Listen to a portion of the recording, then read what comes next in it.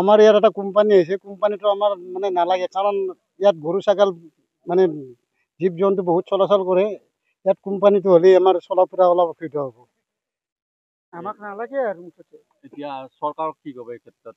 চৰকাৰ মানে আমাৰ মানে ৰাইজৰ মানে এইটো দৰা বিলটো আমাৰ কথা নাৰা যাব। আমি দুখীয়া মানুহ, এই দৰা বিলটোৰ কাৰণে মানে আমাৰ মানে সংৰক্ষণ নোহোৱা হৈ যাব এই কোম্পানীটো হ'লে। সেয়েহে আমি মাছমৰীয়া মানুহ হিচাপে কৈছোঁ যে আমাক এই কোম্পানীটো নালাগে আৰু। আমি ৰাজি নাই, সম্পূৰ্ণ ৰাজি নাই। আমাৰ এই বৃহত্তৰ এৰিয়া, আমাৰ ইয়াত নহৈৰা, কুলডুং, আমাৰ এই ৰামপুৰৰ কৈপত্ৰপাৰা, গোসাইপাৰা, আমি ৰামপুৰৰ এই চকৰ মানুহ ইয়াতে গৰু আনো, নাথপাৰা বৃহত্তৰ এৰিয়া। ইয়াৰ মানুহখিনি বেছিভাগেই আমাৰ কৃষিজীৱী, মানে পশুধন, গৰু ছাগলী ভেড়া এইবিলাক পুহি কিছু পৰিমাণে হ'লেও পৰিয়ালটো অলপ সকাহ দি আছে।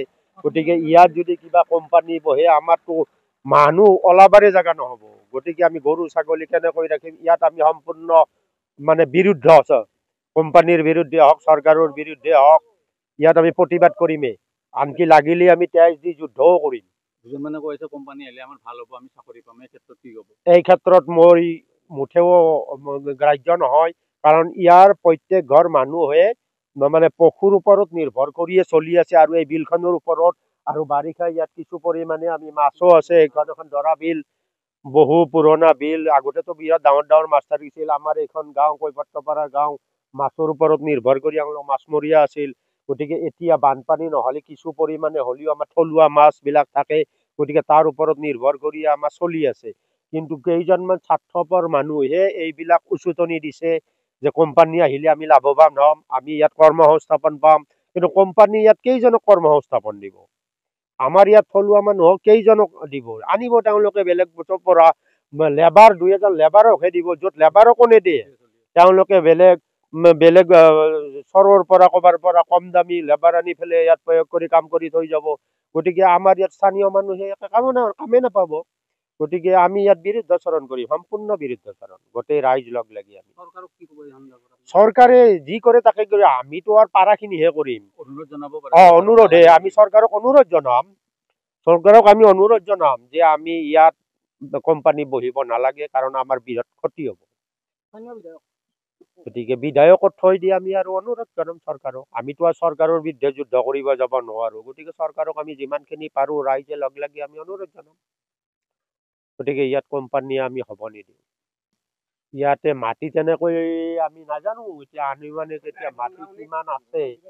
এতিয়া মাটিটো সম্পূৰ্ণটো আৰু এইবিলাক মণ্ডাল বা মেপত কি পদ্ধতিত আছে, এইবিলাক পাট্টাদাৰী মানুহ দুই একঘৰ বহিছে, তেওঁলোকৰ সেইবিলাক নিজা মাটি। তাৰ মাজে মাজে বা আৰু দৰা বিল প্ৰায় 700 বছৰীয়া ইতিহাসেৰে সমৃদ্ধ। দৰা বিল এখন মাত্ৰ যে কেইবিঘামান মাটি তেনেকুৱা নহয়। দৰা বিল দক্ষিণ কামৰূপৰ কলিজা। ইয়াৰ পানী তললৈ নিষ্কাশন হৈ অঞ্চলটোত পানীৰ যোগান ধৰিছে। পৰিভ্ৰমী চৰাই, পৃথিৱী বিখ্যাত শিহু, কুলহী নদীৰ সৈতে সংযোগ থকা তেওঁৰ দৰা বিলৰ স্থলত তেওঁলোকৰ বংশ বিস্তাৰৰ স্থান।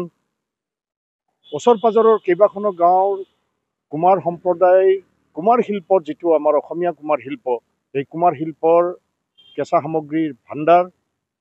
ওচৰ পাজৰৰ হাজাৰ হাজাৰ পৰিয়ালৰ কৃষিজীৱী ৰাইজৰ গৰু ছাগলী চৰণীয়া পথাৰ। অঞ্চলটোত শীতল বায়ু যোগান ধৰা এটা অঞ্চল। এইবিলাকৰ প্ৰতি লক্ষ্য নাৰাখি হঠাৎ ইয়াত উদ্যোগীকৰণ বা বহুজাতিক কোম্পানীক চৰকাৰে মাটি বাৰী দিব ওলাইছে। এই কথাটোৰ ভূ আমি প্ৰায় এমাহ ডেৰমাহ আগতে পাইছিলোঁ, যেতিয়া ৰজাঘৰৰ মানুহ আহি খুব সঘনে দৰা বিলখন ছাৰ্ভে কৰিছিল। তেতিয়া আমি এখন মেমৰেণ্ডাম দিছিলোঁ অসম জাতীয় পৰিষদৰ তৰফৰ পৰা, অঞ্চলবাসী ৰাইজক লগত লৈ। তাত কুলডুং, ৰামপুৰ এই অঞ্চলৰ বহু মানুহ আমাৰ সৈতে আহিছিল। আমি কৈছিলোঁ যে আপোনালোকে কি কৰিব বিচাৰিছে। তেতিয়া চৰকাৰৰ ফালৰ পৰা কোৱা হৈছিল যে ইয়াত মেডিকেল কলেজ কৰা হ'ব, শিক্ষানুষ্ঠান কৰা হ'ব, ESI হস্পিটেল এখন কৰিম বুলি তেওঁলোকে ঘোষণা কৰিছিল। আমি মেডিকেল কৰা, শিক্ষানুষ্ঠান কৰাত আমি কেতিয়াও বাধাৰ পাচিৰ হ'ব নোৱাৰোঁ, কাৰণ মেডিকেল আৰু শিক্ষানুষ্ঠানক ইমান মাটি নালাগে। এইখিনি উন্নয়ন আমাক লাগিবই, কিন্তু তাৰ পৰিৱৰ্তে আজি মেডিকেলৰ নামটো বিক্ৰী কৰি তেওঁলোকে বহুজাতিক কোম্পানীক মাটি বিক্ৰী কৰিব ওলাইছে বা মাটি বিক্ৰী নহয় মানে চমজাই দিব ওলাইছে, য'ত বহু বাগা বাগা নেতাৰ কোম্পানীবিলাকত শ্বেয়াৰ আছে। আজি লক্ষ্য ৰাখিছোঁ এই উপায়ুক্ত মহোদয় ঘোষণা দিয়াৰ পিছতে, জাননী দিয়াৰ পিছতে বহু চৰকাৰী বিষয়াই মণ্ডলৰ সৈতে ইয়াত মাটি জৰীপ কৰি আছে, মাটি কিনা বিকাৰ ৰেয়াৰূপ চলাই আছে। বহু শাসকীয় দলৰ নেতা ইতিমধ্যে দৰাবিলৰ চৌপাশে মাটি কিনাৰ কাৰণে আগ্ৰহী হৈ পৰিছে। এই ধৰণৰ লোভ আৰু মোহে আমাক কিন্তু শেষ কৰিব। চৰকাৰক কাতৰভাৱে অনুৰোধ কৰিছোঁ, অন্ততঃ এইখিনি বিবেচনা কৰক। দীপৰ বিলখন কলুষিত কৰিলে, তাৰ বিনিময়ত আজি দক্ষিণ কামৰূপৰ এই কোনো দিনে নোহোৱা নপজা হাতীৰ উৎপাতটো ইয়াত আৰম্ভ হ'ল। আজি এইখনো শেষ হ'ব, ইয়াৰ পিছত কি হ'ব? চৌপাশৰ মাটি বাৰী, চৌপাশৰ কথা বতৰাটো উদ্যোগীকৰণে দক্ষিণ কামৰূপ ভৰাই তুলিছে। কোনোবাই ক'ব পাৰে উদ্যোগ কৰিলে আমি লাভৱান হ'ম। যোৱা 25-30 বছৰে দক্ষিণ কামৰূপত উদ্যোগীকৰণ হ'ল, জলাশয় পুতি উদ্যোগীকৰণ হ'ল। তাৰ পৰা আমাৰ কি লাভ হ'ল, কি লছ হ'ল, মোতকৈ ভালকৈ আপোনালোকে সংবাদসেৱী হিচাপে আপোনালোকে জানে। গতিকে দক্ষিণ কামৰূপৰ ৰাইজে দেখি আছে। অন্ততঃ উশাহ ল'বৰ কাৰণে ঠাই এটুকুৰ আছিল, সেইখিনিও যদি চৰকাৰে আমাৰ পৰা কাঢ়ি ল'ব বিচাৰিছে ক্ষমতাৰ জোৰত, তেতিয়াহ'লে ইয়াততো বিৰোধিতা হ'ব। গতিকে অনুৰোধ কৰিছোঁ, এইটো কাম নকৰিব। এইটো কাম কৰিলে বৰ ভুল কাম কৰা হ'ব। দৰাবিলখন অন্ততঃ বচাবৰ কাৰণে চেষ্টা কৰক। কাৰো কথা নুশুনি, ৰাইজৰ কথা নুশুনি, কেৱল ক্ষমতাৰ বলত এই ধৰণৰ কথা বতৰাই কিন্তু সমাজত এটা সময়ত বিৰূপ প্ৰভাৱ পেলাব। গতিকে দক্ষিণ কামৰূপ অঞ্চল ৰাইজক মই অনুৰোধ কৰিছোঁ যে যিকোনো স্বাৰ্থৰ বিনিময়ত আমি দৰাবিলখন বচাব লাগে। চৰকাৰক আমি বাধ্য কৰাব লাগে এইখন যাতে কোনো বহুজাতিক কোম্পানীক সমৰ্পণ নকৰে। আমাৰ বিধায়ক মহোদয় কি ক'ব? প্ৰথমটো দায়িত্ব আছিল বিধায়ক মহোদয়। তেখেতে কিছুদিন আগতে এটা ফেচবুক পোষ্ট দিছিলে, ৰামপুৰবাসীৰ কাৰণে ভাল খবৰ, হস্পিটেল হ'ব, উদ্যোগীকৰণ হ'ব, ৰামপুৰৰ সমস্যা দূৰ হ'ব। এতিয়া হস্পিটেলটো ক'ত গ'ল? উদ্যোগৰো কথা নাই, লজিষ্টিক পাৰ্কৰ নামত বহুজাতিক কোম্পানীক মাটি গতাব বিচাৰিছে। তেখেতটো মনে মনে আছে। কিয় মনে মনে আছে এইটো তেখেতে জানিব। কাৰণ আজি কিছুদিন আগতে তেখেতে ফেচবুক পোষ্ট দিছিলে যে ৰামপুৰৰ কাৰণে সুখবৰ। এতিয়া ৰামপুৰৰ মানুহ কৈছে এইটো আমাৰ কাৰণে দুখবৰ। তাৰ সৈতে বিধায়ক মহোদয় জড়িত হয়নে নহয়? আমি যে কৈছোঁ, ৰাইজে যে কৈছে, মোৰ কথাটো বাদ দিয়ক, মই বিৰোধী ৰাজনীতি কৰোঁ, গতিকে তেখেতে মোৰ কথা শুনিব নালাগে।